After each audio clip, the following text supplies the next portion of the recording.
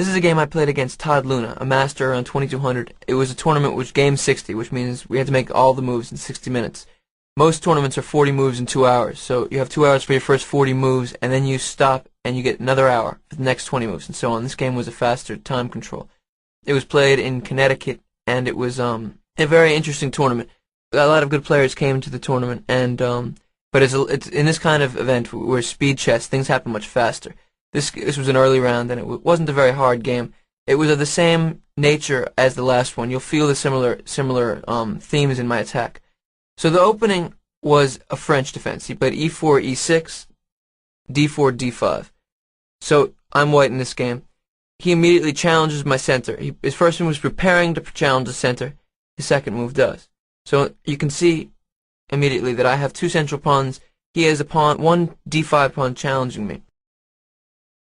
And I played a system against him which is my own. I actually invented the system with my friend Maurice Ashley. It's a very interesting idea. I played e takes d5, c4. And we immediately feel the potential for the structure that we mentioned last game of the isolated d-pawn. If he plays pawn takes pawn, I play bishop takes pawn. And I'll have a d-pawn that's isolated. It's a potential weakness, a potential target, but on the other hand, I'll be attacking him. And that structure eventually happened, but he got an improved version of it. So after I played c4, he played knight f6, which is logical, and I played knight c3. He played bishop to e7. Again, he wants to castle. It's a normal way to play within this position. And here I have a moment where I have to decide on my plan. The system that my friend and I worked out is to play bishop on f1 to d3. The strategy is to play knight on g1 to e2. That's the structure that I want to play. Usually in the isolated queen-pawn positions, the plan is to place the knight on e5 for white. So take off the d and c pawns, black's d5 pawn and white's c pawn. And I'm going to describe to you the nature of the plan. If you look at the position for a moment, think about what's the weakest square in white's position. The d5 square can never be attacked by any white pawns. So usually, the plan for black is to occupy the d5 square. So imagine putting your knight on b8 on d5. And you can put your pawn on c7 on c6. Now you see that your knight has a very solid place. If I take it, you take it back with a knight, and you simply replaced the piece on the outpost. That's a very strong piece. There are two different ways that white can play against this plan, against the isolated pawn. White can either choose to challenge the d5 square or to give it and work around it. Usually white will put the knight on from g1 to f3 to e5. Put a bishop on c1 to g5. He'll put a bishop on d3 and castle kingside. And now you can feel the layout of the position. White's plan is to potentially attack on the kingside by trying to go after the h7 pawn of black, who will eventually castle kingside. Black's plan against the isolated d-pawn is to occupy the d5 square and try to trade off pieces and go into an endgame, because usually in an endgame a pawn on open file can be attacked by a rook pretty easily. On the other hand, white wants to maintain as many pieces on the board as possible and build up an attack slowly on the kingside.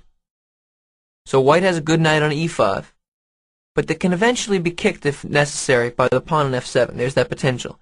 Black has a good knight on d5, which can never be attacked by a pawn, and that makes it a very solid piece, because the only two pieces that can eventually get rid of it are a knight or a bishop. And even if all those trades are made, the d5 score will be very good. So the general principle to remember about playing with an isolated pawn is you want to avoid most trades and slowly build up pressure on the kingside. On the other hand, playing against an isolated pawn, you want to trade down pieces and maintain the control of the d5 square. But my plan against the isolated d-pawn, which I played in this game, is a little bit different. And you'll notice that my plan, that it's an unorthodox plan which had not been discovered, I don't believe, until rather recently. By playing c4, knight f6, knight c3, and then after bishop e7, bishop d3, my plan is to play knight g e2. So my knight isn't coming to the e5 square, my knight is coming to the f4 square. So in this plan, I'm actually challenging the d5 square, allowing a few exchanges, but trying to control the d5 square and continue a kingside pressure with central control as well. It's a plan which has not been explored very much. So after bishop d3, he played d takes c4, bishop takes c4, and castled. I played my move knight g2. Notice that black has gained a tempo, we say, which means he's gained a move. If he had chosen to take my pawn on c4 immediately, with my bishop still on f1, I would have been able to develop in one move. Instead, he waited until I brought my bishop from f1 to d3, then he took, so I moved my bishop twice instead of once. I had no choice but to do that because of my plan, and he was correct to wait for me to do that. So he was playing patiently. When you play patiently, often you can get a small improvement in your position. You can gain a tempo, which can be very important in chess. So after knight g2, he played knight bd7, I castled, and he played the plan which I discussed, knight b6, bishop b3. He wants to come to the d5 square. And now my opponent played c6. In this position, I played the move rook on f1 to e1. Now if you remember last game, I played rook e8 in a very key moment. If you go back and you look at it if you need to, I slowly improved my rook's position. This is a very subtle move, a very good move, rook f1 to e1, because I'm waiting to see what black's next move will be. My point is if he plays knight b to d5 to occupy that square, I'm going to play knight to f4. And now you notice that immediately my rook on e1 is poised along the e-file, which is very important. You need your pieces to be on their optimal squares. My rook is ready and is pressuring the e7 bishop. And I'm also eyeing the d5 square. Let's say it's white's move again. What would I do? In fact, I am threatening his knight on d5 because of the weakened bishop on e7, and we can feel the importance of my move rook e1. If he makes a normal move, say he plays bishop on c8 to f5, I can play knight takes d5, knight takes d5, knight takes d5, c takes d5, bishop takes d5. And if he takes my bishop on d5 with his queen, I take his bishop on e7 with my rook, and I've won a pawn in the trade. Because of the weak e7 bishop and my strong rook on e1, I'm threatening already, after knight f4, to win a pawn. So my opponent instead chose to play the move bishop to g4. This brings about another theme in chess, of playing against a piece. A big part of my opening plan is playing against his bishop on c8, his light-squared bishop. You might not guess this at first. But after bishop g4, I played the move f2 to f3. And now we start to feel that his bishop doesn't have very many places to go. Let's look at the various places. If his bishop retreats to e6, I take it, and after pawn takes e6, can you see a little bit that the pawn is going to be weak here? I can build up an attack on it. I can play knight to f4. I'll have a big target. It's very important to have a target. This is a big weakness in this position. So the e6 square isn't a very good option. He played bishop g4 back to f5, and after knight g3, instead of playing bishop back to g6, he played bishop f5 back to d7. If he came to e6, I would take it. If he comes back to c8, it's ridiculous. He's moved his bishop on a long journey into nowhere. So bishop came back to d7, a passive square. Now take a moment and look at the position. Do his pieces feel coordinated to you? His bishops on e7 and d7 do absolutely nothing. His bishop on e7 is being attacked by my rook on e1. He doesn't yet have a piece on d5.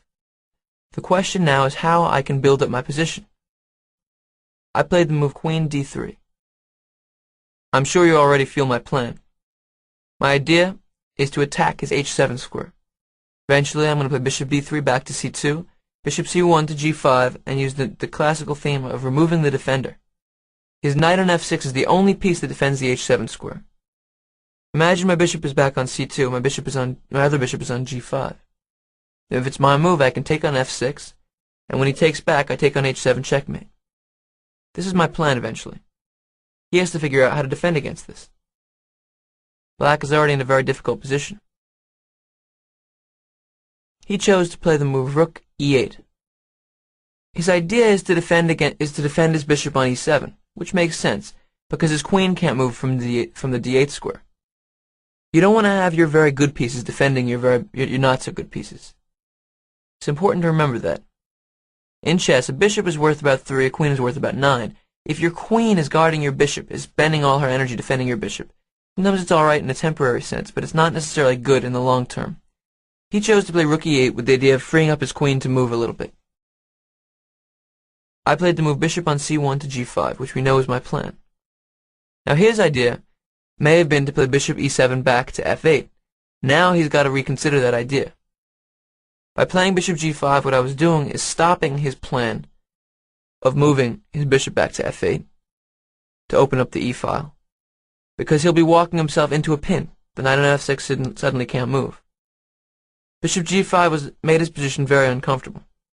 Also notice that when he played the move rook on f8 to e8, while he controlled the e7 square, do you think he gave up control of another square? Pawn on f7 is suddenly weaker. Only the king is defending it. Later on I may use the weakness on f7. I played bishop to g5. Notice what happens when you stop your opponent's plan.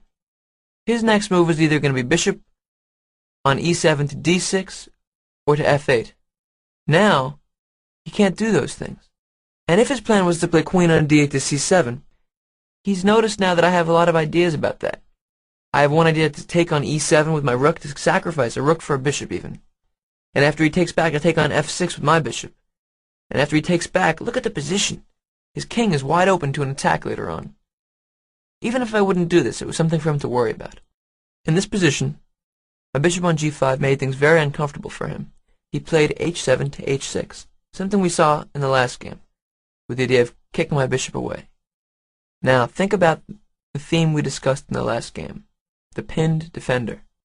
He was afraid of one pin, the knight on f6, and so he tried to break it, but in fact, he made himself weak, exposed to another pin. What did I play? I began with a piece sacrifice. Bishop g5 takes h6. If he doesn't take back, then he simply lost a pawn, and his king has lost his valuable defender. So g7 takes h6. Now what was my next move? I'm sure you see it by now after the last game. Queen d3 to g6 check. Once again, the pawn on f7 is pinned. I did the same thing in the last game with the black pieces, and by now I knew the theme very well. This game was played about a year after the first game which I showed you, and this shows how important it is to know attacking principles. My queen on g6 is a real sword in his throat. The king has two squares, f8 and h8. The pawn on f7 can't take the queen because it's pinned. Think about the pawn. Just visualize for a moment how the pawn on f7 must feel. It's there, but it's not really there. It's an invisible piece. It's completely useless. Pinned. If the king goes to f8, I have mate in 1, queen takes f7, checkmate. The only move is for the king to come to h8. What should I do? Here I played a slow move. Bishop takes f7. Often when you're attacking, you may think that you need to attack something with every move. This isn't true. Even after you sacrifice a piece, sometimes you can play more slowly. Bishop takes f7 is a very strong move. It has two purposes. For one thing, it's attacking the rook on e8, which is hardly anything I'm concerned about. I'm going for the king right now. If I take on e8, I'm giving up a valuable attacker, and I'm allowing him to bring more pieces into the defense. Also, you should notice how his own pieces are blocking his defense. The bishop on e7, the bishop on d7, and the rook on e8 all sort of hold back the queen from coming to the rescue of the king. I have a very strong threat now. Queen takes h6 check. His only move will be knight h7. And now bishop to g6 will be threatening the knight. And checkmate. Attacking a pinned piece. But I have so many other threats that he was unable to deal with everything. After bishop takes f7, if he responds to the threat to the h6 pawn by playing bishop on e7 back to f8, I take advantage, once again, of what he just left. With the bishop on e7, notice that the rook on e8 guards the g8 square. When the bishop comes back to f8, he's taken control of the g7 and h6 squares, but he's given up control of the g8 square. Always think about what your opponent's move just left. He just left the g8 square. The only piece that defends queen g8 from being checkmate is the knight on f6. How can I remove the defender? I play knight g3 to h5, and he's lost. My next move will be knight takes f6. If the bishop comes to g7 to defend the knight on f6, I play queen takes g7, checkmate. If the bishop comes to e7 to defend the knight on f6, I play queen to g7, checkmate. There's no way to defend the piece. If he plays knight b to d5 to defend the knight on f6, I simply take the knight on d5. He has no way to keep the defense going. Finally, if he moves the knight, knight takes h5, checkmate in one move, queen g8, mate. So the idea of this attack, again relates to the principle of looking at what your opponent's last move left behind, what was left in its wake. My opponent looked for a defense and played the move knight b to d5. He saw that bishop f8, knight h5 would have won. What he's trying to do is to strengthen his defense. His idea is if I play queen takes h6, knight h7, and then bishop g6, he wants to play knight d back to f6. So he's trying to bring another piece all the way from the queen side back to the king side to help in his defense. So now think about the position after he played knight b to d5. How would you continue the attack? Again, remember his main defensive idea is to bring his knight back to the defense. Is your knight on c3 doing anything? Not much. If you trade a piece that isn't doing much for a piece which is integral to his defense, which is the only hope for his defense, he needs two knights to guard himself. Why not make that trade? Doesn't seem like a big deal. I just took the knight. Knight takes d5. If he plays knight f6 takes d5, his king is so ridiculous over there, it's sick. I just take on h6. There's nothing he can do. You see, his defensive idea didn't hold together because I simply had a very easy move. Knight takes d5. He played c takes d5, and now queen takes h6 check, knight h7. Take a moment and find the best move. What do you do to a pinned piece? You attack it. Bishop f7 to g6. The knight on h7 is roasted. No way to defend it. Checkmate is coming in a couple moves. If he tries to run with the king to g8, I take on h7, king goes to f8, and now you have a choice of mates. Queen f7 is checkmate in one move. Queen h8 is checkmate in one move. Things look real bad for black. And he resigned.